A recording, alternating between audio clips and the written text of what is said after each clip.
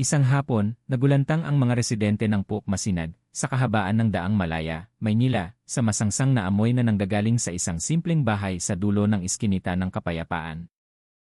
Kilala ang bahay na yon bilang tirahan ni Mang Berting, isang nasa edad na lalaki na naglalako ng adobo rice sa tabi ng kalsada. Sa una, walang naghinala. Kilala si Mang Berting bilang tahimik, hindi mahilig makihalubilo, ngunit palakaibigan sa kanyang mga customer. Gayunpaman, sa nakalipas na ilang araw, biglang nagsara ang kanyang karinderya ng walang abiso. Akala ng ilang dumadaan ay may sakit siya. Ngunit ang amoy na lumabas mula sa kanyang kusina ang nagdulot ng pagkabahala.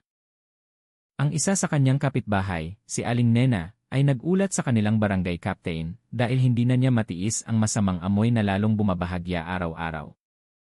Nagpa siya ang barangay captain na makipag-ugnayan sa pulisya upang imbestigahan ang bahay. Dumating ang mga opisyal mula sa presinto ng Malet kinagabihan na sinaksihan ng mga residente sa paligid. Sinubukan nilang kumatok sa mahigpit na nakakandadong pinto ng bahay. Matapos ang ilang beses na pagtawag ay walang sumagot, kaya nagpa siya ang pulisya na sa pilitang buksan ang pinto. Pagkapasok nila, agad nilang tinakpan ang kanilang ilong. Ang masamang amoy ay malakas na kumalat mula sa kusina. Nang buksan ng mga opisyal ang takip ng isang malaking palanggana sa sulok ng kusina, lahat ay natahimik. Nakita sa loob nito ang mga pinutol na bahagi ng katawan ng tao na nakabalot sa itim na plastik. Agad na nagbago ang tensyon ng kapaligiran. Agad na sinigurado ng pulisya ang lugar at naglagay ng yellow line sa paligid ng bahay. Ang mga residenteng nanonood mula sa labas ng bakod ay nagulantang. May sumisigaw, may umiiyak sa takot. Ilan sa kanila ang nagsabing hindi sila makapaniwala dahil gabi-gabi silang bumibili ng adobo rice doon. Pagkatapos ay nagsagawa ng masusing pagsisiyasat ang pulisya at nakakita ng ilang iba pang plastic bag sa refrigerator na naglalaman ng mga pinutol na bahagi ng katawan ng tao. Ayon kay Chief of Police ng Manila Police District, Colonel Rico Garcia, nang kumpirmahin ng media, nakakita kami ng medyo nakakatakot na ebidensya. Sa ngayon, nagtatrabaho ang forensic team upang matukoy ang biktima at hanapin ang motibo ng may kagagawan. Ang kasong ito ay agad na naging mainit na usapan sa social media. Ang hashtag na Adoboris Manila ay agad na naging trending na may libu-libong netizens na nagpapahayag ng kanilang pagkabigla at pagkadismaya. Marami ang nagtanong kung paano kayang magtago ang isang nagtitinda ng pagkain ng mga pinutol na bahagi ng katawan ng tao sa kanyang kusina nang hindi natutukoy sa loob ng matagal na panahon. Sa kabilang banda, ilang street vendors sa paligid ng lugar ang nagsabing natatakot silang mawalan ng mga customer dahil sa insidenteng ito na sumisira sa kanilang imahe. Samantala, tiniyak ng pulisya na lahat ng sangkap ng pagkain mula sa karinderya ni Mang Berting ay sinigurado para sa pagsusuri sa laboratorio. Hanggang ngayong gabi, nagsasagawa pa rin ang pulisya ng investigasyon sa crime scene at hinahanap ang kinaroroonan ni Mang Berting na nawala simula 2 araw bago ang pagkakadiskubre. Umaasa lamang ang mga residente na malulutas ang misteryong ito sa lalong madaling panahon upang mabawasan ang pangamba na bumabalot sa kanilang komunidad. Nagsimula ang malawakang investigasyon matapos matuklasan ang mga pinutol na bahagi ng katawan sa kusina ng bahay ni Mang Berting. Agad na nagpakalat ang pulisya ng mga koponan upang hanapin ang kinaroroonan ng 42 anyos na lalaki na hindi na nakita sa loob ng 2 araw. Samantala, mahigpit na binabantayan ang paligid ng kanyang bahay. Nakalagay ang police line sa paligid ng maliit na bakuran na karaniwang lugar kung saan naghuhugas si Mang Berting ng kanyang mga kagamitan sa pagtitinda. Batay sa pahayag ng mga residente, kilala si Mang Berting bilang isang masipag na tao. Gabi-gabi, itinutulak niya ang kanyang asul na kariton ng adobo rice sa tabi ng pangunahing kalsada at umuwi lamang bandang hating gabi. Bihira siyang makipag-usap, ngunit palagi niyang tinatanggihan kung inaanyayahan siyang magtambay kasama ang ibang nagtitinda. Ang isa sa kanyang kasamang nagtitinda, si Kuya Jose, ay nagsabing nagsimula siyang maghinala nang makita niya si Mang Berting na may dalang malaking sako sa kanyang bahay ilang gabi bago siya nawala. Sabi niya bigas iyon, pero noong tinulungan ko siyang buhatin, kakaiba ang bigat. Hindi siya parang bigas, matigas at malamig, pahayag ni Kuya Jose ng kapanayamin ng pulisya. Ang pahayag na iyon ang lalong nagpatibay sa paniniwala ng mga investigador na may itinago si Mang Berting bago tumakas. Sinusubaybayan nila ang kanyang mga yapak sa pamamagitan ng mga CCTV camera sa paligid ng lugar. Mula sa CCTV footage ng isang mini-market malapit sa pangunahing kalsada, nakita ang figura ni Mang Berting na mabilis na naglalakad habang may dalang malaking itim na bag bandang 2:00 ng madaling araw. Mukha siyang balisa na palingon-lingon sa kaliwa at kanan bago tuluyang nawala sa sangang daan patungo sa daungan ng Maynila. Agad na nagpadala ang pulisya ng koponan sa daungan. Doon nila natuklasan ang isang nakakagulat na katotohanan. Ang isa sa mga bantay ng barkong kargamento ay nagsabing nakakita siya ng isang lalaki na may mga katangian na katulad ni Mang Berting na sumubok sumakay sa barko patungo sa Batangas, ngunit tinanggihan dahil wala siyang dalang opisyal na li. Batay sa pahayag ng saksi, mukha si Mang Berting na takot, pawisan, at patuloy na nakayuko sa buong pag-uusap. Samantala, nagsimulang ilabas ng resulta ng forensic examination sa Philippine National Police General Hospital sa Maynila ang mga bagong piraso ng katotohanan. Ang mga pinutol na bahagi ng katawan na natagpuan sa kusina ni Mang Berting ay kinumpirma na pag-aari ng isang lalaki na may edad na humigit kumulang 30 taon. Mula sa mga sugat sa kamay at dibdib, ang biktima ay pinaghihinalaang namatay dahil sa saksak ng matatalim na bagay. Pinaghihinalaan ng pulisya na ang biktima ay namatay na mahigit 3 araw bago matagpuan. Nang ihambing ang data ng biktima sa mga ulat ng nawawalang tao, lumabas ang pangalan ni Rico, isang lalaki mula sa Quezon na naiulat na hindi umuwi ng kanyang pamilya simula noong Sabado. Si Rico ay huling nakilalang nagtatrabaho bilang isang delivery rider at nakita siyang naghahatid ng package sa bahay ni Mang Berting gabi bago siya nawala. Posibleng dumating ang biktima upang maghatid ng kalakal, ngunit may nangyari sa loob ng bahay ng salarin, pahayag ni Colonel Fahar sa mga mamamahayag. Inaalam pa namin kung may motibo ng paghihiganti o kung ang salarin ay may problema sa pag-isip. Ang balitang ito ay lalong nagpagulantang sa komunidad. Ang kalsada patungo sa bahay ni Mang Berting ay dinarayo na ngayon ng mga taong gustong makita mismo ang crime scene. Ilang nagtitinda na dati nang naglalako doon ang piniling isara muna ang kanilang mga tindahan dahil sa takot na lumayo ang mga customer dahil sa nakakatakot na balitang ito. Samantala, nagsimulang suriin ng forensic psychology team ang talaan ng buhay ni Mang Berting. Mula sa mga panayam sa mga kapitbahay, napag-alaman na sa nakalipas na ilang buwan ay nagbago ang kanyang pag-ugali. Madalas siyang nakikipag-usap sa sarili sa gabi. Minsan, naririnig siyang galit, minsan naman ay tumatawa ng walang dahilan. Mayroon pa ngang ilang residente ang nagsabing nakarinig sila ng kakaibang tunog mula sa loob ng kanyang bahay sa madaling araw, tulad ng isang tao na nagpuputol ng isang bagay. Ngunit ang pinakakabalahibong natuklasan ay isang notebook sa kwarto ni Mang Berting. Sa loob nito ay may sulat kamay na magulo na naglalaman ng mga pangungusap tungkol sa paglilinis ng kasalanan at sagradong laman ng tao. Hindi pa kinukumpirma ng pulisya kung ang sulat ay pag-aari ni Mang Berting. Gayunpaman, ilang pahina ang nagpapakita ng mga petsa na akma sa mga araw na naiulat na nawawala ang biktima. Pinalawak na ngayon ng pulisya ang paghahanap hanggang sa mga hangganan ng Cavite at Batangas sa tulong ng lokal na pulisya. Hinihikayat ang mga residente na mag-ulat kung may makita silang tao na may mga katangian na katulad ni Mang Berting, payat na katawan, kayumangging balat, nakasuot ng itim na jacket, at may dalang malaking bag. Kinagabihan, mas tahimik ang Maynila kaysa karaniwan. Bumababa ang ambon, bumabasa sa mga kalsada, nag-iwan ng amoy ng kahalumigmigan na halo ng tensyon. Sa bahay na ngayon ay crime scene, ang dilaw na ilaw sa kusina ay nananatiling mahina, nag-iwan ng malaking tanong kung ano talaga ang nangyari sa likod ng buhay ng isang nagtitinda ng adobo rice na sa buong buhay niya ay itinuring na ordinaryo. Umihip ang malamig na hangin mula sa dagat ng Batangas kinagabihan, nagdadala ng maalat na amoy na tumutusok sa ilong. Sa gitna ng mga nakadaong na barko, isang lalaki ang mukhang naglalakad ng paika-ika na may nagmamadaling hakbang. Ang kanyang mukha ay natatakpan ng maskara, at ang kanyang mga mata ay ligaw na nakatingin sa paligid. Siya si Mang Berting, ang nagtitinda ng adobo rice mula Maynila na ngayon ay isang pugante. Kakababa lang niya mula sa isang truck ng gulay na kanyang sinasakyan simula hapon. Sa kanyang gusgusing damit at magulong buhok, mukhang pulubi si Mang Berting. Mahigpit niyang hawak ang isang malaking itim na bag na katulad ng nakita sa CCTV footage sa Maynila. Hindi niya kailanman inalis ang bag na yon. Kahit nang alukin siya ng driver ng truck na maghapunan sa isang karinderya malapit sa daungan, tumanggi si Mang Berting, bumubulong lamang, nakakain na ako, na may blankong tingin. Walang nakakaalam na sa loob ng bag na yon ay hindi damit o pera, kundi isang bagay na mas madilim. Isang bagay na naging tahimik na saksi sa kalupitan sa kanyang sariling bahay. Samantala, sa Maynila, patuloy na binubuo ng mga investigador ang bawat piraso ng misteryo.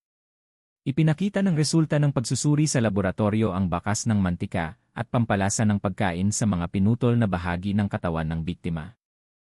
Ang natuklasan na iyon ay nagdulot ng hinala na sinubukan ng salarin na takpan ang masamang amoy sa pamamagitan ng pagluluto ng ilang bahagi ng katawan ng biktima bago niya ito itinago sa isang nakatakip na palanggana. Natagpuan din ng pulisya ang bakas ng fingerprint ni Mang Berting sa kutsilyo sa kusina na puno ng tuyong dugo. Ang kutsilyong iyon ay akma sa mga saksak na natagpuan sa katawan ng biktima na si Rico. Ang katotohanan ito ay lalong nagpatibay sa hinala na ang pagpatay ay ginawa sa bahay ni Mang Berting at ginawa ng may buong kamalayan. Ngunit, ano ang tunay na motibo? Iyon ang malaking tanong na patuloy na bumabagabag sa mga investigador. Mula sa notebook na natagpuan, lumitaw ang mga pangungusap na nagpatahimik sa mga investigador. Isa sa mga ito ay nagsasaad, hindi sila magiging dalisay hanggat hindi nalilinis ang kanilang laman. Ang sulat ay nakasulat ng paulit-ulit na may malalim na tinta, na parang ginawa sa matinding emosyon. Inutusan ni Colonel Frazier na isama ang psychiatric team. Pinaghihinalaan naming ang salarin ay nakakaranas ng delusyon o malubhang psychotic disorder, pahayag niya sa press conference. Ngunit, hindi rin namin isinasantabi ang posibilidad ng ilang partikular na paniniwala na nagtulak sa salarin na gawin ang matinding pagkilos na ito. Samantala, habang patuloy na kumakalat ang balita ng pagkakatuklas sa Batangas, lalong naging nakakatakot ang kapaligiran. Ilang mangingisda na aalis sana upang mangisda ang nagsabing nakakita sila ng isang lalaki na naglalakad-lakad malapit sa imbakan ng isda. Mukha siyang may hinihintay. Lumapit sana ang isa sa mga mangingisda, si Mang Tonyo, upang batiin siya, ngunit umurong nang makita ang matatalim na tingin ng lalaki. Blanko ang kanyang mga mata ngunit galit, pahayag ni Mang Tonyo. Hindi ako nangahas lumapit. Pakiramdam ko ay tinitingnan ko ang isang taong hindi tao. Sa kabilang bahagi ng lungsod, agad na nakipag-ugnayan ang Regional Mobile Group ng INI sa Batangas sa lokal na pulisya matapos makatanggap ng ulat tungkol sa kinaroroonan ni Mang Berting. Mabilis silang kumilos, sinisiyasat ang daungan at mga terminal ng bus. Ngunit si Mang Berting ay parang bigla na lamang nawala sa mga makitid na eskinita, na parang kabisado na niya ang lugar ng kanyang pinagtataguan. Bandang hating gabi, isang nagtitinda ng kape sa tabi ng daungan ang nagbigay ng pahayag na nagpabago sa direksyon ng paghahanap. Nagsabi siya na nakita niya ang isang lalaking nakasuot ng itim na jacket na bumili ng mainit na tubig habang nanginginig. Nagsasalita siya sa sarili, pahayag ng nagtitinda. Sabi niya buhay pa raw ang karne, ayaw pang tumahimik. Agad na pumunta ang pulisya sa lugar, ngunit wala na roon ang lalaki. Ang natira lamang ay isang basyong tasa at isang malabong amoy ng lansa sa paligid ng bangko kung saan siya nakaupo. Sa Maynila, umiyak ng labis ang pamilya ng biktima na si Rico matapos kumpirmahin ng DNA result na ang mga pinutol na bahagi ng katawan ay pag-aari na ni Rico. Nawalan ng malay ang ina nang makita ang resulta ng pagkakakilanlan. Samantala, nagmakaawa ang kanyang ama sa pulisya na agad hulihin ang salarin at ibalik ang bangkay ng kanilang anak upang mailibing ng maayos. Sa gitna ng kalungkutan na iyon, lumitaw ang isa pang katotohanan na nagpalabo sa sitwasyon. Mula sa mga talaan ng transaksyon sa cellphone ng biktima, lumabas na ilang beses nagpadala si Rico ng mga package sa bahay ni Mang Berting na naglalaman ng mga sangkap sa kusina, mantika, at frozen na karne. Ang mga transaksyon na iyon ay ginawa sa labas ng opisyal na delivery app. Ibig sabihin, magkakilala na silang dalawa. May lumitaw na bagong hinala. Marahil ang kanilang relasyon ay hindi lamang sa pagitan ng customer at courier. Ngunit bago pa man lubusang maimbestigahan ng pulisya, isang nakakagulat na balita ang dumating mula sa Batangas. Isang mangingisda ang nagulat na nakakita ng isang itim na bag na lumulutang sa paligid ng lumang pantalan. Nang buksan, naglalaman ang bag ng mga kakaibang bagay, isang pares ng duguan na guwantes, ilang lumang litrato, at isang piraso ng papel na may nakasulat na linisan ko na. Walang tanda ng kinaroroonan ni Mang Berting, ngunit sapat na ang nilalaman nito upang pigilan ang hininga ng mga opisyal na nakakita rito. Lalong lumalim ang gabi. Nagsimulang bumuhos ang malakas na ulan sa Batangas, bumabasa sa buong pantalan, at tinatabunan ang anumang bakas na maaaring naiwan. Ang mga ilaw ng barko ay kumikislap sa malayo, samantalang ang tunog ng sirena ng pulisya ay mahinang papalapit. Sa gitna ng malakas na ulan, ang isang payat na figura na may itim na jacket ay nakita na nakatayo sa dulo ng pantalan, nakatingin sa madilim na dagat na walang bituin. Mahina siyang ngumiti, na parang may naririnig na bulong mula sa kanyang sariling isipan. Malinis na, bulong niya ng mahina. Pagdating ng umaga sa Batangas, manipis na hamog ang bumabalot sa pantalan na basa pa sa labi ng ulan ng gabi. Sa pagitan ng mga tambak ng kahon ng isda, ilang pulis ang patuloy na sinisiyasat ang lugar kung saan natagpuan ang itim na bag ni Mang Berting. Ang amoy ng lansa na halo ng asin sa dagat ay bumabalot sa hangin. Ngunit para sa forensic team, mayroong isang bagay na higit na nakakabahala kaysa sa amoy lamang ng dagat. Nang buksan ng mga opisyal ang isa sa maliliit na supot sa loob ng bag, nakita nila ang maliliit na piraso ng kulay ube na karne na nakabalot sa papel na may mantika. Sa una, inakala nilang piraso ng isda. Ngunit matapos suriin, ipinakita ng mabilisang pagsusuri na ito ay tissue ng tao. Ang nakapagtataka, sariwa pa ang karne ng walang senyales ng pagkabulok. Samantalang nakababad na ito sa tubig dagat ng mahigit 8 oras. Hindi pa namin alam kung ano ang dahilan kung bakit matibay ang tissue na ito, pahayag ni Ea Mulyani, isang forensic doctor, habang tinitingnan ang resulta ng paunang pagsusuri. Para bang may natural na pampreserba sa loob nito? Hindi ito karaniwan. Ang natuklasan na yon ay nagdulot ng ligaw na haka-haka. Ilang residente ang nagsimulang ikonekta ito sa mga gawaing pangkulam o ritual ng pampaswerte. Mabilis na kumalat ang issue sa pamamagitan ng mga group chat ng residente at social media. Sa loob ng ilang oras, ang bahay ni Mang Berting sa Maynila ay pinagkaguluhan ng mga usisero. Ilang residente pa nga ang sumubok kumuha ng litrato sa harap ng bahay na mayroon pa ring police line, kahit na ipinagbabawal na ng mga opisyal. Ngunit sa gitna ng kaguluhan na yon, patuloy ang investigasyon. Mula sa personal na talaarawan ni Mang Berting na natagpuan sa ilalim ng kama, natagpuan ng pulisya ang mga nakasulat na pangungusap na mas nakakatakot. Ang karning ito ay hindi dapat mabulok. Mabubuhay siya kasama ko.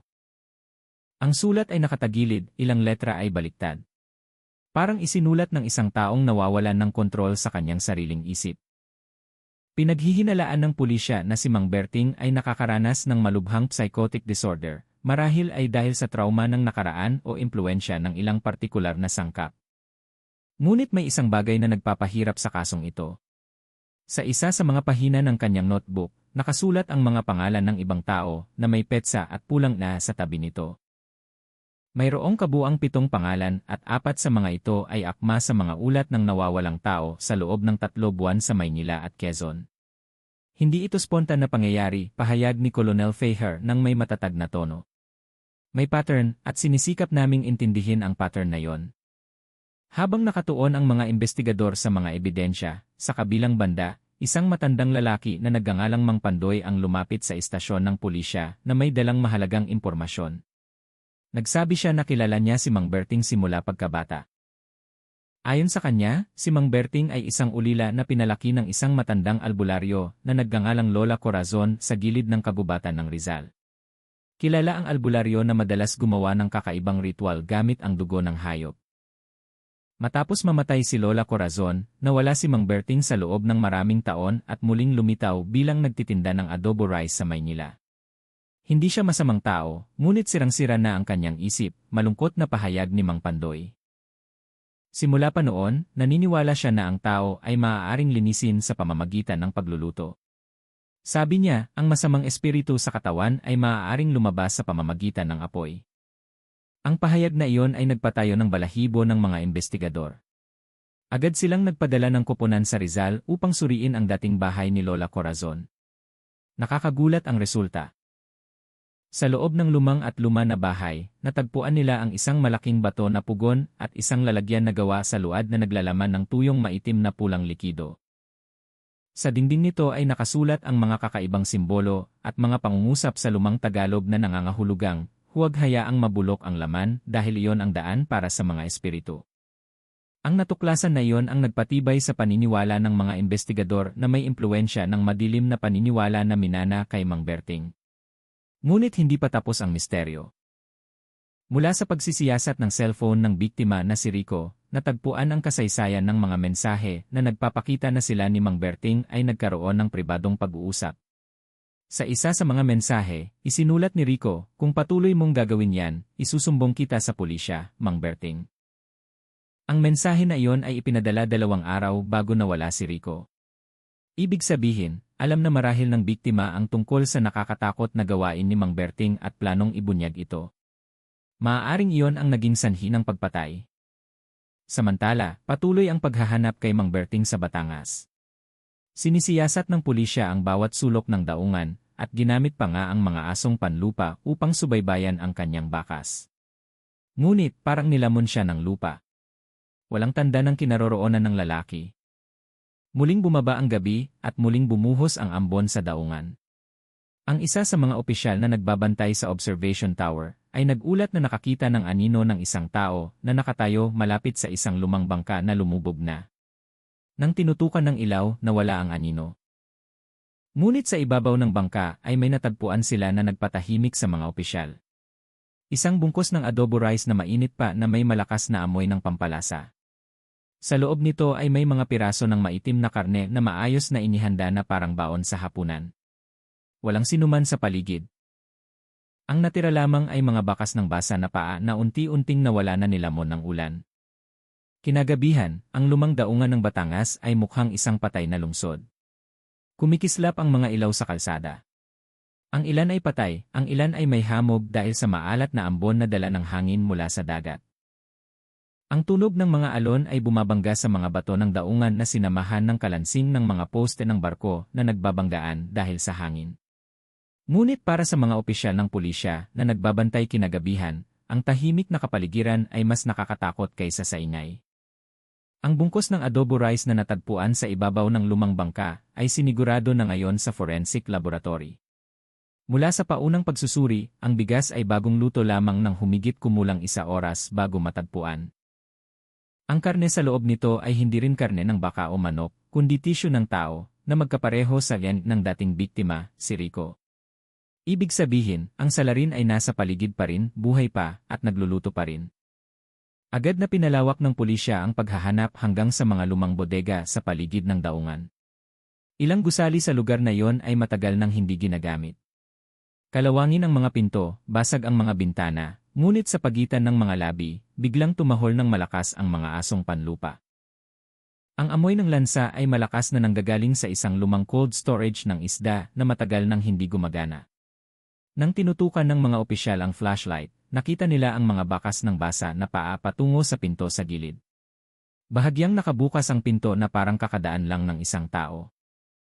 Unti-unting, 2 miyembro ng armed team ang pumasok muna na sinundan ng iba pang investigador. Nang sindihan ang ilaw ng bodega, ang tanawin na nakita nila ay nagpatayo ng balahibo. Sa gitna ng malawak, madilim, at malamig na silid ay nakatayo ang isang malaking mesa na gawa sa kahoy. Sa ibabaw nito ay nakalagay ang ilang kagamitan sa kusina, isang malaking kutsilyo, isang kawali, isang sandok, at isang maliit na gas stove na nakasindi pa. Sa likod ng dingding ay nakasabit ang ilang pinatuyong piraso ng karne. Ang ilan ay nakabalot sa plastik, ang ilan ay nakasabit ng walang pangalan. Sa sahig ay may palanggana ng maitim na pulang likido na unti-unting tumutulo mula sa ibabaw ng mesa. At sa sulok ng silid ay nakaupo si Mang Berting. Payat ang kanyang katawan, maputla ang kanyang mukha, at blangko ang kanyang mga mata na nakatitig sa nakasinding stove. Hawak niya ang isang spatula na parang may niluluto. Ngunit walang anumang sa kawali maliban sa maitim na mantika. Hindi siya nagulat nang makita ang pulisya na dumating. Hindi siya sumubok tumakas, hindi rin nagsalita. Tinitigan lang niya ang maliit na apoy na may tipong ngiti sa kanyang mga labi. Si Colonel Fayhar, na personal na namuno sa operasyon, ay nagbigay ng senya sa kanyang koponan na magpigil. Ang tunog ng mga sapatos ng mga opisyal ay mahinang umalingaw sa sementadong sahig habang papalapit sila. Nagsalita sa wakas si Mang Berting, mahina ngunit malinaw. "Huwag ninyong patayin ang apoy," mahina niyang sabi. Lumapit ang isa sa mga opisyal at pinatay ang stove. Agad na sumigaw si Mang Berting, tumalon mula sa kanyang upuan, at sinaktan ang kanyang sarili gamit ang kanyang mga kamay. "Pinatay niyo siya, pinatay niyo na naman siya," sigaw niya na may garalgal na boses. Kinailangan ng 4 na pulis upang pigilan siya, samantalang 2 pa ang agad na nagposas at tinakpan ang kanyang ulo ng itim na tela. Sa gitna ng kaguluhan na yon, natagpuan ng isa sa mga miyembro ng koponan ang isang bagay sa ilalim ng mesa. Isang garapon na may malabong likido at maliliit na piraso ng papel na mukhang balat ng tao. Sa labas ng garapon ay nakasulat ang magaspang na salitang ang nalinis ay hindi mabubulok. Dinala si Mang Berting sa headquarter ng Manila Police District kinagabihan. Sa biyahe, patuloy siyang bumubulong, inuulit ang parehong pangungusap. Gusto ko lang silang tulungan na maging malinis. Gusto nilang lutuin. Ang mga pulis na nagbantay sa kanya ay tumahimik lamang, nakatitig sa lalaki mula sa salamin sa likod na may hirap na ipaliwanag na pakiramdam ng takot. Kinaumagahan, sinimulan ng mga investigador at ng psychiatric team ang pagsusuri sa kondisyon ng pag-isip ni Mang Berting. Mukha siyang kalmado at mumiti pa nga tuwing tinatanong. Sa paunang pagsusuri, inamin ni Mang Berting na nakakarinig siya ng mga boses na nag-uutos sa kanya na linisin ang mga tao mula sa kasalanan sa pamamagitan ng pagluluto ng kanilang laman sa apoy. Naniniwala siya na matapos maluto ang katawan, ang espiritu ng tao ay muling isisilang ng walang kasalanan. Nang tanungin ng mga investigador kung bakit niya itinago ang mga pinutol na bahagi ng katawan ng biktima sa kusina, sumagot si Mang Berting ng walang emosyon, upang hindi sila umalis, kailangan pa nila ako.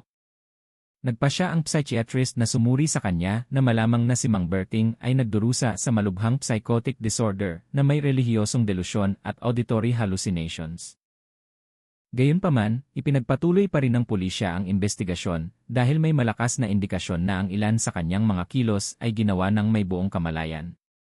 Alam niya kung kailan itatago ang ebidensya, kung kailan tatakpan ng amoy, at kung kailan pipiliin ang oras ng paggawa ng krimen.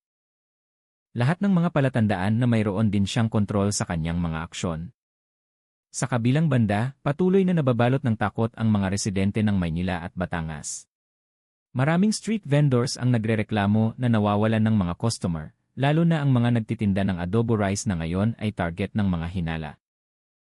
Mayroon pang ang ilang residente ang nagsabing nakakita sila ng anino ni Mang Berting sa paligid ng lumang pantalan kahit na nakakulong na ang lalaki sa istasyon ng pulisya.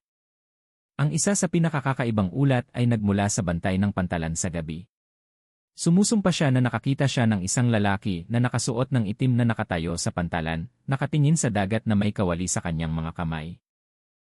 Nang nilapitan, nawala lamang ang anino, nag-iwan ng amoy ng nasunog na adobo rice at tunog ng apoy na umuusok sa hangin. Sa selda, kalmado pa rin na nakaupo si Mang Berting. Tinitigan niya ang dingding na parang nakikipag-usap sa isang hindi nakikitang tao. Ang kanyang bibig ay mahinang gumagalaw, inuulit ang parehong pangungusap ng paulit-ulit. Hindi mabubulok ang karning ito dahil malinis na siya. Ang ilaw ng silid ay mahinang nanginginig at ang hangin sa paligid ay lalong lumalamig. Sa ikatlong araw matapos arestuhin si Mang Berting, mahigpit na binabantayan ang detention cell ng Manila Police District. Simula nang mag-viral ang balita ng pagkakadiskubre ng mga pinutol na bahagi ng katawan ng tao sa kanyang kusina, hindi na nawala ng tao ang istasyon ng pulisya. Mga mamamahayag, psychologist, at maging mga opisyal mula sa Department of Health ay nagpapalit-palit na dumarating upang makita mismo ang nagtitinda ng adobo rice na nagdulot ng gulo sa buong lungsod. Ngunit sa loob ng interrogation room, tahimik ang kapaligiran. Nakaupo si Mang Berting sa bakal na upuan.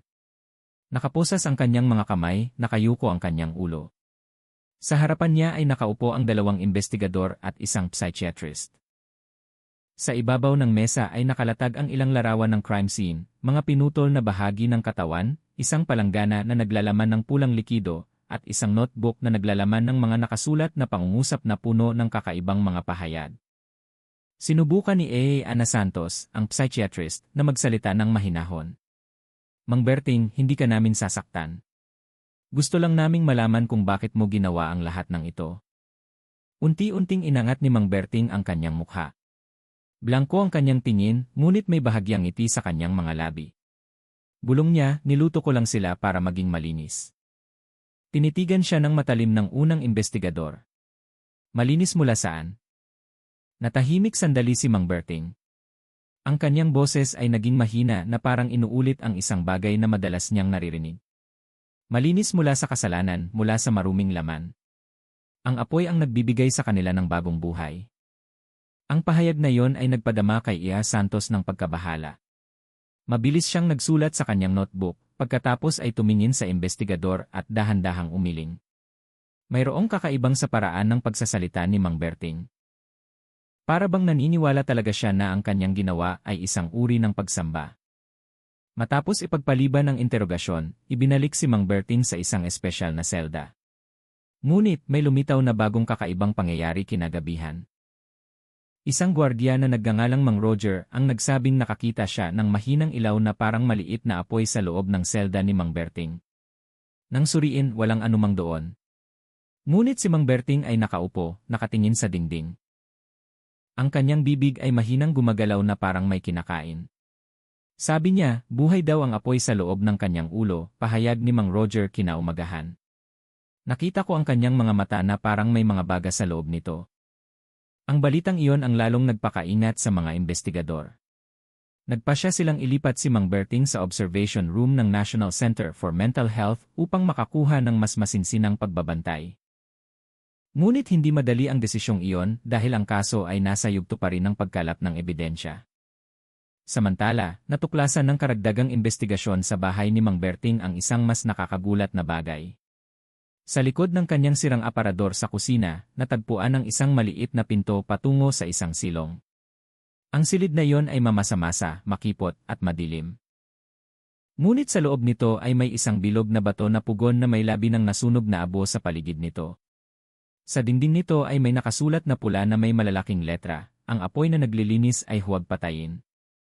Natagpuan din ng forensic team ang ilang kakaibang bagay, isang tasa na gawa sa luad na naglalaman ng maitim na likido, mga piraso ng buhok, at isang itim at puting litrato ng isang matandang lalaki na kalaunan ay nakilalang si Lola Corazon.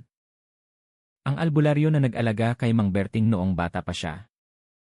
Mula sa impormasyon ng Rizal, kilala si Lola Corazon bilang isang herbalista na nagprapractice din ng mistisismo. Madalas siyang magsalita tungkol sa mga ligaw na kaluluwa sa katawan ng tao. Nagpasya si Colonel Fayher na malamang na minana ni Mang Berting ang mapanlinlang na turo mula sa albularyo. Ngunit binigyang diin niya na lahat ay nangangailangan pa rin ng siyentipikong patunay. Hindi namin masisiguro ang pagkakaroon ng ritual. Ngunit malinaw na ang salarin ay may partikular na paniniwala tungkol sa paglilinis sa pamamagitan ng apoy, pahayag niya sa press conference. Lalong nagpagulantang ang balitang iyon sa komunidad. Maraming residente sa Maynila ngayon ang natatakot bumili ng pagkain mula sa mga street vendors. Ang ilan ay nagsabing na trauma sila tuwing nakakakita ng kawali o nakakarinig ng tunog ng adobo rice na niluluto sa gabi. Mayroon pang ang nagsara ng kanilang karinderya dahil sa takot na paghinalaan ng mga customer. Ngunit sa likod ng pagkabahala na iyon, mayroong isang bagay na mas kakaiba. Ilang araw matapos arestuhin si Mang Berting, nagsabing nakakaramdam ng malakas na amoy ng adobo rice ang mga residente sa paligid ng kanyang bahay tuwing papalapit ang hating gabi. Samantalang ang bahay ay inabandona na at pinutol na ng pulisya ang kuryente. Ilang residente ang sumumpa na nakakita sila ng maliit na apoy mula sa likod ng madilim na bintana ng kusina. Humingi pa nga ang barangay captain sa pulisya na suriin ulit, ngunit nang dumating ang mga opisyal, walang anumang doon. Ang natira lamang ay isang kalawangin na kawali sa ibabaw ng pugon at labi ng nasunog na bigas sa loob nito. Ang nakapagtataka, mainit pa ang bigas. Samantala, sa mental hospital kung saan inoobserbahan si Mang Berting, sinimulan ng mga psychiatrist na itala ang kanyang pag-ugali. Tuwing madaling araw, nagigising si Mang Berting mula sa pagtulog at blangkong nakatingin sa sulok ng silid. Minsan, mahina siyang tumatawa, minsan naman ay umiiyak. Isang gabi, nagpasya si Ia Santos na direkta siyang subaybayan mula sa likod ng salamin ng pagbabantay. Nakaupo si Mang Berting sa sahig, nakatingin sa kanyang sariling mga kamay. Bigla siyang mahinang nagsalita, hindi pa sila malinis. Kailangan kong bumalik.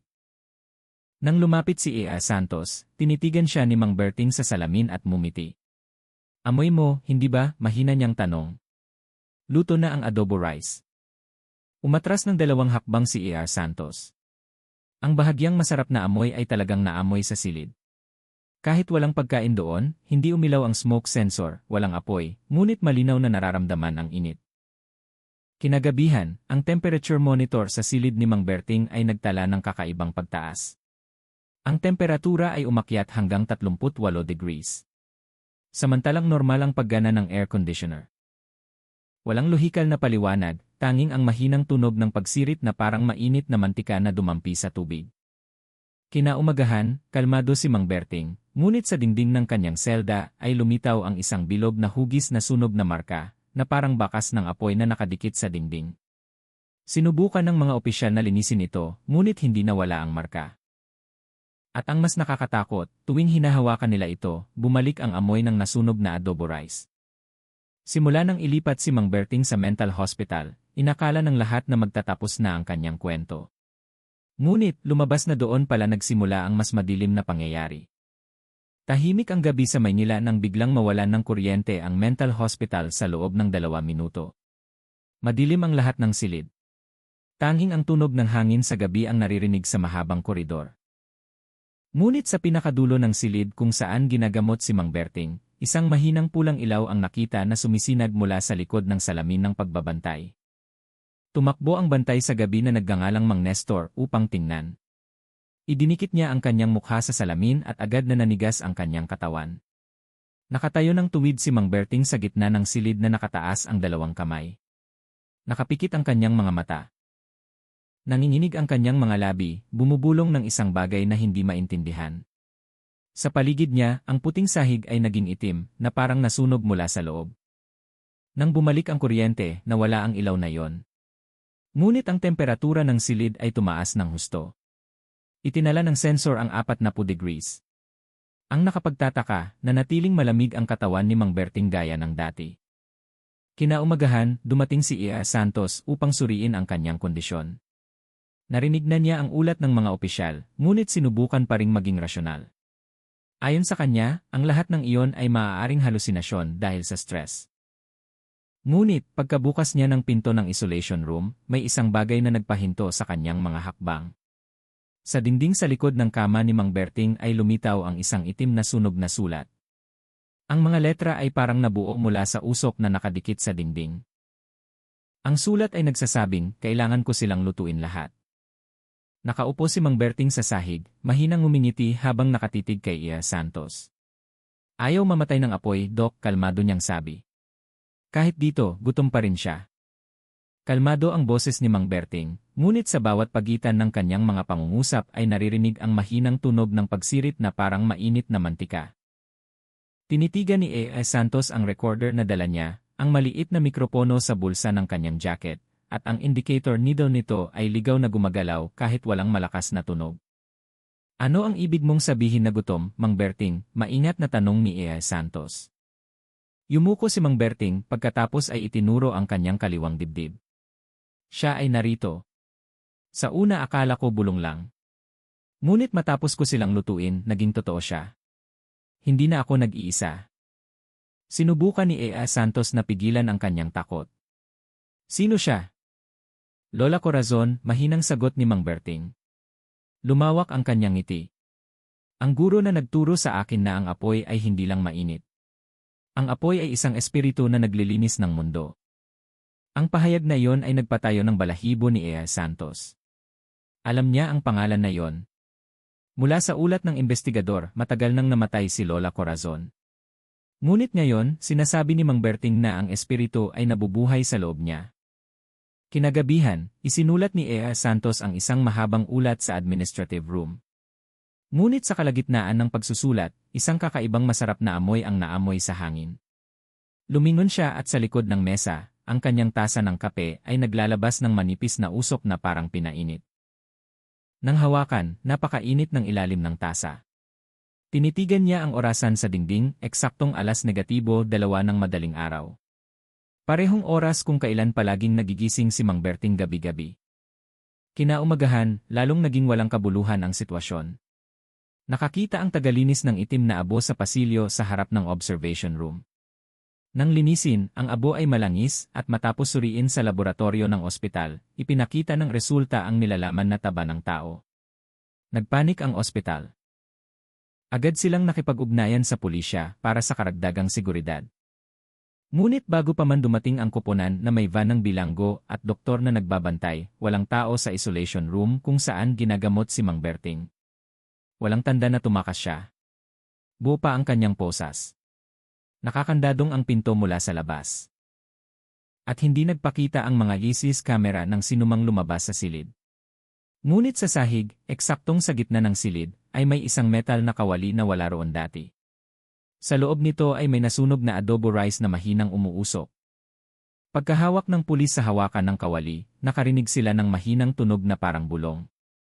Mainit pa, hindi ba? Agad nilang ibinaba ang kawali, ngunit patuloy na naririnig ang tunog sa kanilang mga tainga sa loob ng ilang segundo. Simula noong araw na yon, opisyal na naging bukas na misteryo ang kaso ni Mang Berting. Itinala ang pangalan ni Mang Berting bilang nawawala sa medikal na pangangalaga at isinara ng pulisya ang karamihan sa mga file dahil walang bagong lead. Ngunit isang linggo matapos ang insidente, isang street vendor sa gilid ng Rizal ang nagsabing nakakita siya ng isang lalaki na katulad ni Mang Berting na nagluluto ng adobo rice sa tabi ng kalsada. Tumanggi siyang bayaran, tanging hiniling niya sa bumibili na magsabi ng isang bagay bago kumain. Hindi kailanman namatay ang apoy. Ang mga residente na nakarinig ng kwento na iyon ay pumunta sa lugar, ngunit ang natira lamang ay isang nasunog na kawali at isang amoy ng adobo rice na hindi nawawala. Simula noon, tuwing umuulan sa gabi sa Maynila, mayroong palaging sumusumpa na naamoy ang adobo rice mula sa timog ng lungsod kung saan nakatayo ang mental hospital. At sa kung paanong paraan, naniniwala ang ilang residente na tuwing kumakain sila ng adobo rice ng masyadong gabi, mayroong palaging isang tao sa labas na nakangiti rin sa dilim, nakatitig sa kawali na nakasindi pa rin ng walang apoy. Ilang buwan na ang lumipas simula nang mangyari ang insidente sa mental hospital. Nagsimula ng kalimutan ng media ang kaso ni Mang Berting. Sunod-sunod na dumating ang mga bagong balita na nagpatira sa pangalan ng nagtitinda ng adobo rice na may daladalang putol-putol na katawan bilang isang urban legend lamang sa Maynila. Ngunit para sa ilang residente, lalo na sa mga nakatira sa hangganan ng Rizal at Laguna, hindi pa talaga tapos ang kwento. Sa isang maliit at tahimik na kalsada, na napapalibutan ng mga kawayanan at malalawak na palayan, nagsimulang kumalat ang balita tungkol sa isang bagong karinderya na bumubukas lamang sa gabi. Walang signboard, walang ilaw maliban sa isang dim na lampara sa sulok ng mesa. Ang karinderya ay nagbebenta lamang ng isang menu, ang maanghang na adobo rice. At ang kakaiba, hindi kailanman bumubukas ang karinderya bago hating gabi. Ang isang truck driver na nagngangalang Mang Nilo ang unang nagsalaysay ng kanyang karanasan. Inamin niya na dumaan siya sa karinderya dahil naamoy niya ang isang napakasarap na amoy ng adobo rice habang dumadaan sa kalsada bandang 1:30 ng madaling araw. Ayon sa kanyang kwento, ang nagtitinda ay isang payat na lalaki na nakasuot ng gusgusing jacket. Ang kanyang mukha ay bahagyang natatakpan ng anino. Hindi siya masyadong nagsasalita, kwento ni Mang Nilo sa kanyang kapwa driver. Ngunit napakabilis ng kanyang mga kamay. Niluluto niya ang bigas na parang may mahika. Hindi nakikita ang apoy, ngunit mainit ang mukha niya. Nakita ko pang ang nagsasayaw ang bigas sa loob. Nang tanungin kung saan siya nanggaling, sumagot lamang ang nagtitinda ng mahina, mula sa kusina na hindi kailanman namamatay. Tumawa si Mang Nilo noon, inakala niyang estilo lang iyon ng pagsasalita. Ngunit matapos kainin ang adobo rice, naramdaman niya ang isang kakaibang bagay. Napakasarap nito, ngunit nag-iwan ng init na tumagos hanggang sa dibdib. Kinagabihan, nanaginip si Mang Nilo. Sa panaginip na yon, nakatayo siya sa isang madilim na kusina na napapalibutan ng amoy ng sunog. Sa gitna ng kusina, isang malaking kawali ang kumukulo ng walang apoy. At mula sa loob nito ay lumabas ang mga kamay ng tao na nasusunog, sinusubukang umabot palabas. Simula noong gabing iyon, hindi na nakakain muli si Mang Nilo ng adobo rice. Tuwing sinusubukan niya, ang amoy ng mainit na mantika ay agad siyang nasusuka at nanginginig ng husto. Pagkatapos ay narinig niya ang balita na ilang iba pang driver na kumain sa parehong karinderya ay nakaranas din ng katulad na bagay.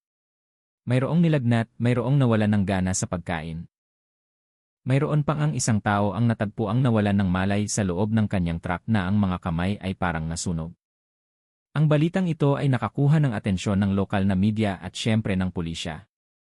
Isang maliit na koponan mula sa Rizal Provincial Police Office ang kumilos upang kumpirmahin kung totoo nga ang karinderya. Ngunit nang dumating sila sa lugar batay sa pahayag ni Mang Nilo, ang natagpuan lamang nila ay isang bakanteng lot na may bakas ng itim na abo na bilog ang hugis sa lupa. Sa gitna nito ay nakatanim ang isang lumang kawali na bahagyang natunaw na parang nasunog mula sa ilalim ng lupa. Pinaghihinalaan ng pulisya na mayroong sinasadyang nananakot sa mga residente. Ngunit kinagabihan, ang isa sa mga miyembro ng koponan na nagngangalang Iisa Reyes ay naamoy ang adobo rice sa hangin kahit walang anumang pinagmumulan ng apoy sa paligid nila. "Sir, ang lakas ng amoy," bulong niya habang tinatakpan ang kanyang ilong. "Parang bagong luto lang." Nang sinubukan nilang hukayin ang lupa sa paligid ng kawali, may nangyari na hindi ka panipaniwala. Mula sa loob ng lupa ay lumabas ang init na parang hininga ng malaking pugon at lumitaw ang tunog ng pagsirit. Biglang nanginginig ng mahina ang lumang kawali, pagkatapos ay bumalik sa pagiging tahimik. Simula noong insidente, itinigil ang koponan. Itinuring ng pulisya na hindi na dapat ipagpatuloy ang kasong ito dahil walang bagong ebidensya ng krimen. Ngunit para sa mga residente sa paligid, patuloy na lumalabas ang amoy ng adobo rice tuwing Biyernes ng gabi. Mayroon pa ngang ilang tao ang nagsabing nakarinig sila ng tunog ng metal na nagbabanggaan at tunog ng kutsara na humahalo sa gitna ng palayan. Isang gabi, isang batang mamamahayag na nagngangalang Sarah ang nagpasya na imbestigahan mismo. Gusto niyang malaman kung bakit kumalat ang kwentong ito sa social media. Sa kanyang kamera at voice recorder, dumating siya sa lugar bandang 1:00 ng madaling araw. Mamasa-masa ang hangin at umiihip ang malamig na hangin mula sa timog. Sa una, ang tunog lamang ng kuliglig ang naririnig, ngunit pagkatapos ay lumitaw ang isang nakakaakit na amoy ng masarap na pagkain. Sinasarahang kanyang kamera. Mula sa likod ng manipis na hamog, nakita ang isang simpleng karinderya na nakatayo sa tabi ng kalsada. Ang lampara nito ay umuugoy dahil sa hangin. Sa loob ay may isang lalaki na nakaupo, nakatalikod, humahalo sa isang malaking kawali. Malinaw na naririnig ang tunog ng pagsirit. Para bang kumukulo talaga ang mantika. Dahan-dahang lumapit si Sarah, kinukunan ang bawat hakbang. "Excuse me," mahina niyang tawag. "Nagtitinda po ba kayo ng adobo rice?" Hindi lumingon ang lalaki. Ang kanyang boses lamang ang naririnig, mahina, garalgal, ngunit walang emosyon. "Handa na, isang order para sa'yo." Napalunok si Sarah. Lumapit pa siya. Nakasindi pa rin ang kamera. Nang lumingon ang lalaki, natatakpan ng anino ang kanyang mukha. Ngunit ang kanyang mga mata na iyon ay blanko, itim na parang patay na baga. Inabot niya ang isang plato na naglalaman ng adobo rice na may napakalakas na amoy. "Tikman mo para malaman mo ang sekreto ng apoy."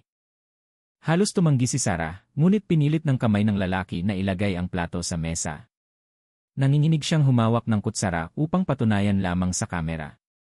Ngunit nang ilapit ang bigas sa kanyang ilong, may nakita siyang bagay na nagpahinto sa daloy ng kanyang dugo. Sa pagitan ng mga butil ng bigas ay nakita ang maliliit na piraso ng kuko ng tao. Sumigaw si Sarah at ibinaba ang kanyang plato.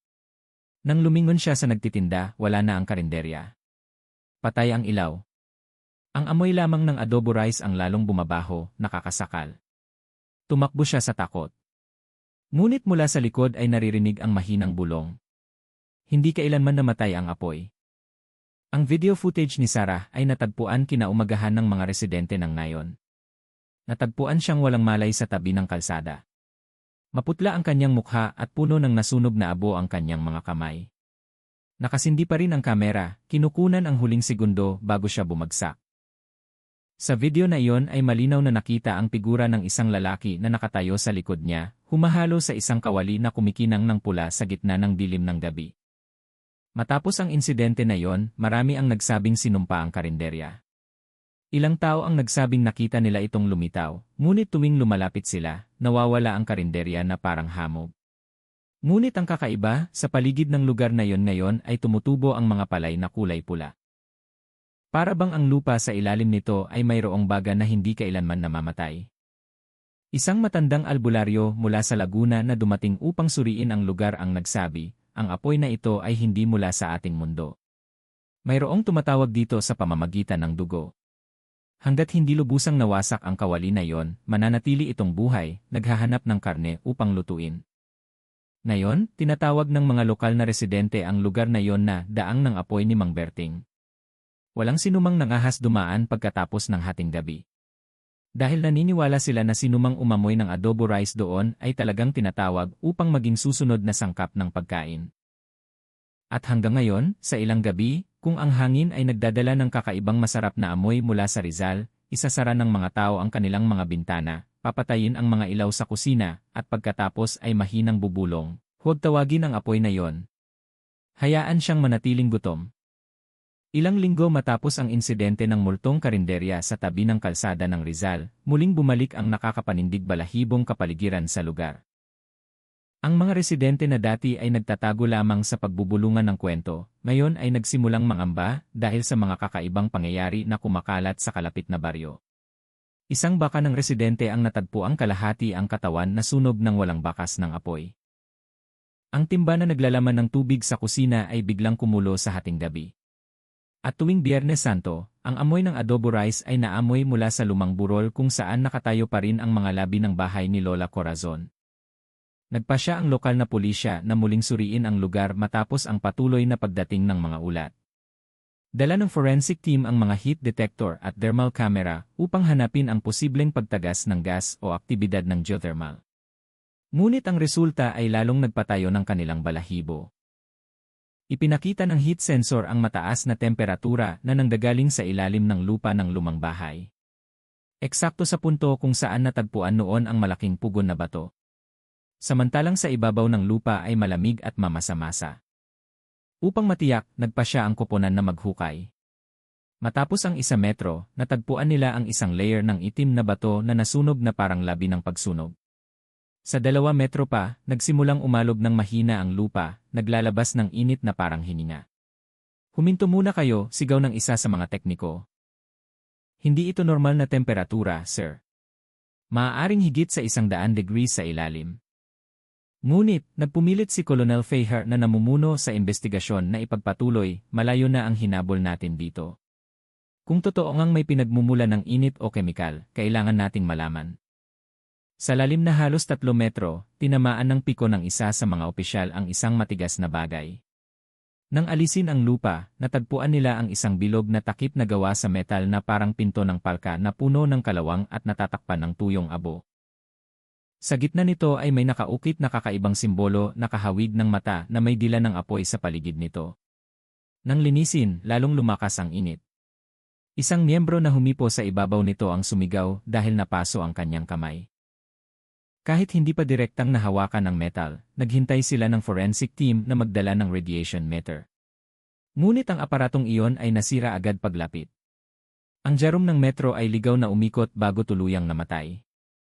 Sa huli, nang may pag-iingat, nagpasya si Colonel Fayher na buksan ang palka gamit ang isang mahabang metal na tuwalya. Pagkagalaw ng takip, agad na bumulwak ang mainit na hangin na halo ng amoy ng lansa na nagpababa sa ilang miyembro. Sa ilalim nito ay nakalatag ang isang madilim na espasyo na parang pasilyo. Mula sa puwang na iyon ay lumabas ang mahinang tunog na parang pagsirit ng apoy at bulong ng tao na napakahina. Para bang maraming tao ang nagdadasal ng sabay-sabay. Tinutukan nila ang flashlight sa ibaba. Ang dingding ng pasilyo ay hindi bato, kundi itim na luad na parang nasunog mula sa loob. Sa dingding nito ay nakasabit ang mga kakaibang bagay, kutsilyo, kawali, mangkok na gawa sa luad, at isang uri ng simbolo na gawa sa buto na nakatali sa hibla ng nyog. Nagpasya ang koponan na bumaba sa makipot na hagdan patungo sa pasilyo. Napakainit ng hangin sa loob kaya nahihirapan silang huminga. Sa dulo ng pasilyo natagpuan nila ang isang bilog na silid na may malaking pugon sa gitna nito na puno ng itim na abo na mainit pa. Ngunit ang pinakanakakagulat ay ang bagay na nakasabit sa ibabaw ng pugon. Isang lumang kawali na gawa sa metal na may itim na bakas na parang nasunog mula sa loob. Ang hugis nito ay eksaktong katulad ng kawali na natagpuan sa ospital kung saan huling ginamot si Mang Berting.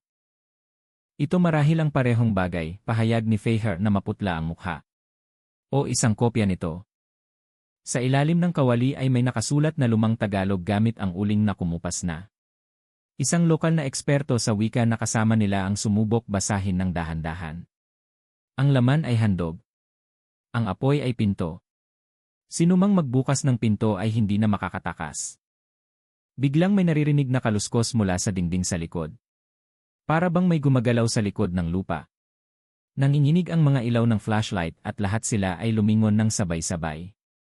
Mula sa puwang ng lupa, dahan-dahang lumabas ang itim na usok, nagkakalat ng amoy ng sunog at dugo.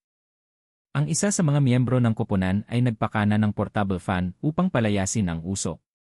Ngunit hindi ito nagtagumpay. Ang usok ay lalong naging makapal pagkatapos ay bumuo ng isang malabong anino na kahawig ng mukha. Ang mukha na iyon ay mukhang kilala sila. Ang boses nito ay mahina na parang nanggagaling sa kailaliman ng lupa. Binubuksan niyo ang aking kusina. Biglang namatay ng sabay-sabay ang mga flashlight. Umalinggaw ang tunog ng sigaw sa pasilyo. Nang bumalik ang ilaw ilang segundo pagkatapos, nawala ang isa sa mga miyembro. Ang kanyang helmet lamang ang natira, basa pa sa makapal na pulang likido. Tumakbo ang koponan ng nagpapanik paakyat, iniiwan ang lahat ng kagamitan sa ibaba. Ngunit pagkalabas nila sa butas, kusang nagsara ang metal na palka na may malakas na tunog na parang hinila mula sa loob. Matapos ang pangyayari, opisyal na sinelyuhan ang lugar. Ngunit, kinaumagahan, ang police line na inilagay ay kalahati na ang sunog na parang nasunog mula sa loob ng lupa. At kinagabihan, naamoy ng buong nayon ang isang napakalakas na amoy ng adobo rice. Samantalang walang sinumang nagluluto. Ilang residente ang nakakita ng pulang ilaw mula sa burol at nakarinig ng tunog ng metal na nagbabanggaan mula sa ilalim ng lupa na parang may nagluluto sa kusina. Isang linggo matapos ang insidente, nawala ng walang baka si Colonel Fahar. Natagpuan ang kanyang service vehicle sa gilid ng kalsada na may maulap na salamin mula sa loob at bakas ng abo sa harap ng upuan. Sa dashboard ng sasakyan ay may isang bagay lamang, isang itim na metal na kutsara na mainit pa na may malabong amoy ng adobo rice. 2 araw pagkatapos, isang misteryosong voice message ang ipinadala sa telepono ng lokal na media. Ang boses ay pag-aari ni Fahar. Sa recording na iyon ay naririnig ang mabigat na paghinga at tunog ng pagsirit. Pagkatapos ay ang huling pangungusap na nagpadamdam sa sinumang makarinig nito na hindi makatulog kinagabihan. Buhay ang apoy sa ilalim dito at gutom na naman siya. Simula noon, lubusang isinara ang lugar ng bahay ni Lola Corazon. Bawal lumapit ang mga residente. Ngunit kumakalat ang bulong-bulungan na tuwing Biyernes ng gabi, ang kawali sa ilalim ng lupa ay mahinang nanginginig na parang may kamay na humahalo sa dilim. At ang pinaka-nakakatakot, ilang opisyal na nagbabantay sa paligid ng lugar ang nag-ulat na nakakita ng anino ng isang lalaking nakasuot ng busbusing damit na naglalakad sa pagitan ng mga kawayanan, may daladalang kawali sa kanang kamay, at nakatingin sa kanila habang nakangiti. Nang suriin kinaumagahan sa lugar kung saan nakatayo ang anino, ang lupa ay bilog na sunog at sa gitna nito ay may isang order ng adobo rice na mainit pa. Matapos opisyal na itigil ang investigasyon sa bahay ni Lola Corazon, umasa ang mga residente na magtatapos na ang nakakatakot na kwento. Ngunit simula noon, may isang bagay na hindi nakikita ang nagsimulang kumilos. Ang apoy na dating nakakulong sa ilalim ng lupa ay parang nakahanap ng daan palabas patungo sa mundo ng tao. Sa una, mukhang lahat ay nagkataon lamang. Ilang bahay sa Maynila ang nasunog ng walang malinaw na dahilan. Lumitaw ang apoy mula sa kusina. Kahit hindi pa nakasindi ang stove, mahigpit na nakasara ang gas, at ligtas ang mga kable ng kuryente. Ngunit sa bawat insidente na yon, palaging pareho ang sinasabi ng mga saksi. Bago lumitaw ang apoy, naamoy nila ang isang napakalakas na amoy ng adobo rice. Ang isa sa pinakakakaibang kaso ay nangyari sa pamilya de la Cruz sa Mandaluyong. Naghahanda ng hapunan ang asawa niyang si Aling Maria nang biglang umalob ng mag-isa ang kawali sa kanyang kusina. Ang tunog ng pagsirit ay naririnig na parang mainit na mantika na sumasabog kahit patay ang stove. Pagkatapos ay naging pula ang kawali at mula sa loob nito ay lumabas ang mahinang bulong. Hindi kailanman namatay ang apoy. Nang sumigaw si Aling Maria, lumabas ang apoy mula sa loob ng kawali at kumalat sa dingding, bumubuo ng anino na kahawig ng mukha ng tao. Sinubukan ng kanyang asawa na buhusan ng tubig, ngunit lalong lumaki ang apoy. Ang kakaiba, hindi nasunog ng apoy ang ibang bagay, tanging ang kanilang kusina lamang. Matapos kusang mamatay ang apoy ilang minuto pagkatapos, sa gitna ng kawali ay natira ang nasunog na adobo rice na may kakaibang amoy ng karne. Mabilis na kumalat ang balita tungkol sa misteryosong apoy mula sa kusina. Tinawag ito ng media na apoy ni Mang Berting dahil sa pagkakatulad ng fenomeno nito sa kwento ng nawawalang nagtitinda ng adobo rice. Sa loob ng isang linggo, 1-0 katulad na ulat ang naitala mula sa iba't ibang lugar sa Maynila at Quezon. Nagpadala ang gobyerno ng isang laboratory team upang hanapin ang siyentipikong paliwanag, ngunit walang resulta, walang kemikal na natagpuan, walang vaporizing agent, at walang lohikal na pinagmumulan ng apoy. Ngunit ang temperatura sa paligid ng nasunog na kawali ay palaging nagpapakita ng kakaibang numero, 333 degrees Celsius. Ang parehong numero ay lumitaw sa bawat lugar ng insidente. Sa gitna ng kaguluhan na yon, isang matandang pari na Tagalog na nagngangalang Ama Benji ang lumapit sa lokal na istasyon ng telebisyon na may dalang lumang manuskrito mula sa ika-18 siglo. Sinabi niya na si Lola Corazon ay hindi lamang isang albularyo, kundi isang tagapagbantay ng sinaunang apoy na tinatawag na duyan ng apoy. Isang sinaunang alamat tungkol sa isang espiritu ng tagapaglinis na nabubuhay sa loob ng lupa. Kung mali ang ritual ng pagtawag dito, maaaring lunukin ng espiritu ang tao ng buhay at gawing panggatong ang kanilang mga katawan. Ayon sa manuskrito na dala ni Ama Benji, ang tanging paraan upang mapigilan ang espiritu ng apoy na iyon ay isara ang orihinal nitong kusina gamit ang dugo ng taong unang nagbukas nito. Ngunit ang problema ay si Colonel Faher ang taong iyon at nawawala na siya. Kinagabihan, biglang nawala ng kuryente ang television studio kung saan naganap ang panayam. Tanging ang backup camera lamang ang nakare-record pa. Sa recording na ipinalabas ilang araw pagkatapos, nakita si Ama Benji na matalim na nakatitig sa kamera at mahinang nagsalita. Hindi na siya mapipigilan. Gutom ang apoy at maghahanap siya ng bagong kusina. Ilang segundo pagkatapos, bumalik ang ilaw ng studio. Ngunit wala na si Ama Benji. Tanging ang kanyang upuan lamang ang natira, kalahating sunog. Matapos ang insidente na yon, namayani ang takot sa Maynila. Natatakot ang mga tao na magsindi ng kalan sa gabi. Maraming karinderya ang nagsara ng maaga, at pinili ng ilang residente na itapon ang kanilang mga kawali sa ilog. Ngunit ang kakaiba, mula sa ilog na yon nagsimulang umamoy ang adobo rice tuwing gabi. Ang mga opisyal na nagbabantay sa tulay ng Pasig ay sumumpa na nakakita sila ng malaking bula ng tubig sa ibabaw ng ilog na pagkatapos ay nagpabuhos ng pulang ilaw na parang baga. Hindi nagtagal pagkatapos, mula sa malayo ay naririnig ang tunog ng metal na nagbabanggaan at malabong bulong. Para bang may nagluluto sa ilalim ng tubig. Hanggang sa ikatlong Biyernes ng buwan na yon, lubusang madilim ang buong lungsod ng Maynila dahil sa malawakang pagkawala ng kuryente.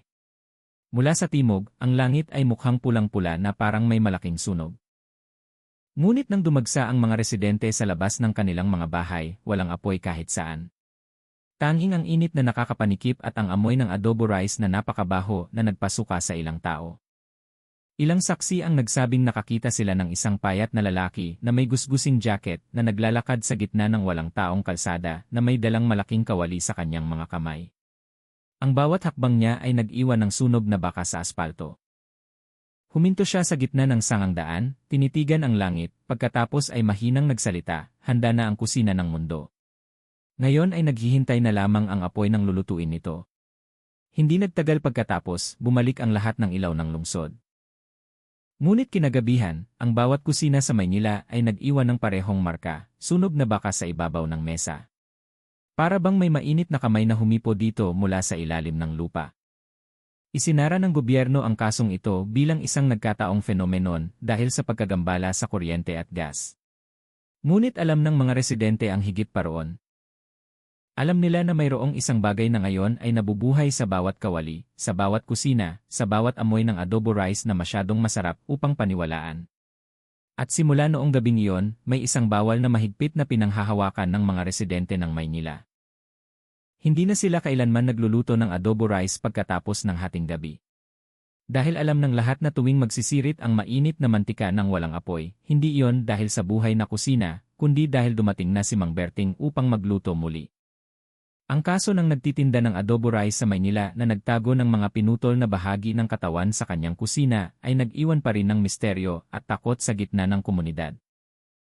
Kahit na isinara na ng mga otoridad ang investigasyon, patuloy na nagdulot ng malaking tanong ang serye ng mga kakaibang pangyayari tungkol sa kung ano talaga ang nangyari sa likod ng kasong ito. Manatiling alerto at subaybayan ang mga pagpapaunlad dito lamang sa channel na ito. Huwag kalimutang mag-like, mag-komento, at mag-subscribe upang hindi makaligtaan ang aming pinakabagong balita.